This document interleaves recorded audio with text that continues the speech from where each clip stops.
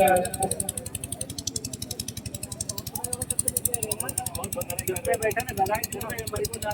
دوستوں،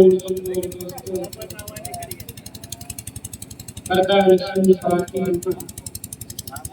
اسٹیج پر تشریف فرما علماء کرام، خصوصاً استاد اساتذہ حضرت مولانا محمد فرحان صاحب اور حافظ محمد احمد صاحب جو صدارت فرما رہے ہیں، آپ کے سامنے چند منٹ لفظ کشائی کرنے کا موقع دیا گیا ہے۔ یوں تو میں محض ایک طالب علم کی حیثیت سے بیٹھا ہوں۔ میں نے خطبے میں ایک آیت تلاوت فرمائی ہے۔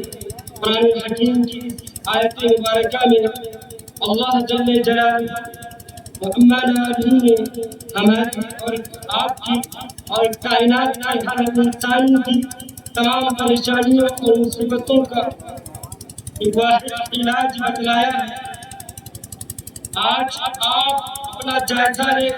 اور میں اپنا محاسبہ کروں اور اسی کے ساتھ پورے عالم اسلام پر ایک نظر دوڑائیے۔ ہر طرف سے یہ خبریں سننے کو ملتی ہیں کہ آج پوری دنیا میں بدتمیزی، بد اخلاقی، چوری، بدکاری، رشوت خوری، سود خوری اور قتل و غارت گری کا پورا بازار گرم ہے۔ طرح کی بیماریاں ہیں،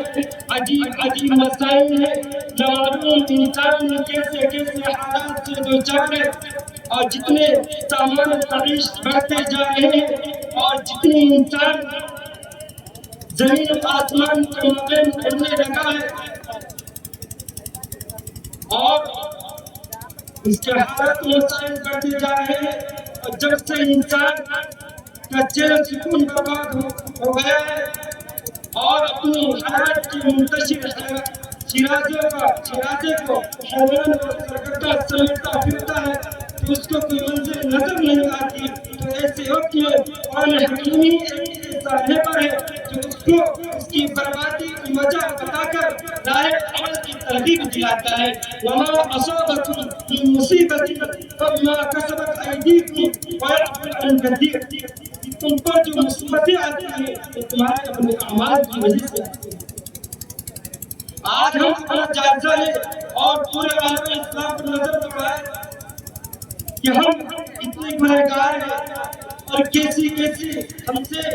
یعنی نہ جانے کیسی قسم سے حالات آ رہے ہیں، کیوں ہے کہ کائنات قرآن مقدس کے اندر اللہ جلال نے فرما دیا وما اصابکم من مصیبت فبما کسبت ایدیکم ویعفو عن کثیر۔ تم پر جو مصیبت آ رہی ہے، جو تم پریشانی بھٹک رہے ہو، جو حالات آ رہے ہیں، وہ تمہارے اپنے اعمال کی وجہ سے آ رہے ہیں۔ اور حقیقت یہی ہے کہ اگر اللہ رب العزت ہمارا حساب لینے پر آ جائے تو ایک منٹ بھی زندہ رہے اور ایک سانس بھی خدا کی کائنات میں لینے کے حقدار نہ ہو۔ حاضرین گرامی، خلاصہ یہ ہے کہ آج ہم جن حالات و مسائل کا شکار ہیں وہ سب ہماری اعمال کا ثمرہ ہے، ورنہ تو جس طرح اللہ رب الجلال نے پانی میں پیاس بجھانے کی صفت کی ہے، اگر کوئی پیاسا پانی پیے اس کی پیاس بجھ جاتی ہے، اور جس طرح اللہ رب العزت نے کھانے میں بھوک مٹانے کی صفت کی ہے، اگر کوئی بھوکا کھانا کھائے اس کی بھوک مٹ جاتی ہے۔ اسی طرح اس رب الجلال نے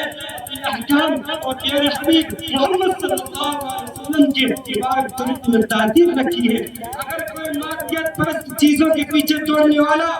اگر کوئی حالات و مسائل کا مارا ہوا شخص سنت رسول صلی اللہ علیہ وسلم پر عمل پیرا ہو جائے تو پورے وقت کے ساتھ کہہ سکتا ہوں، یقین کے ساتھ کہہ سکتا ہوں کہ قرآن اس کا گواہ، رسول صلی اللہ علیہ وسلم کی سیرت اس کا نمونہ، صحابہ کا عمل اس کا شاہد اور بزرگوں کی زندگی اس کی دلیل، کامیاب ہو جائے گا، اس کے قلب کا بندگان دور ہو جائے گا، آفتیں اس سے منہ موڑ دیں گی، فسادات اس کا پیچھا چھوڑ دیں گے اور ترقی اس کی غلام بن جائے گی اور رحمت الہیہ اس پر سایہ فکر ہو جائے گا۔ میرے محترم بزرگوں، اس کے لیے ضرور ہے تقوی۔ ومن يتق الله يجعل له مخرجا اگر انسان حالات و مسائل سے چھٹکارا پانا چاہتا ہے تو چاہیے اور تقوی کی اختیار کرے، کیونکہ اللہ رب العزت نے وعدہ لیا ہے وَمَن يَتَّقِ اللَّهَ يَجْعَلْ لَهُ مَخْرَجًا، جو شخص اللہ رب العزت سے ڈرے گا تو اللہ تعالیٰ اس کو روزی ایسی جگہ سے دیں گے کہ وہ گمان بھی نہیں کرے۔ آج انسان جو معلوم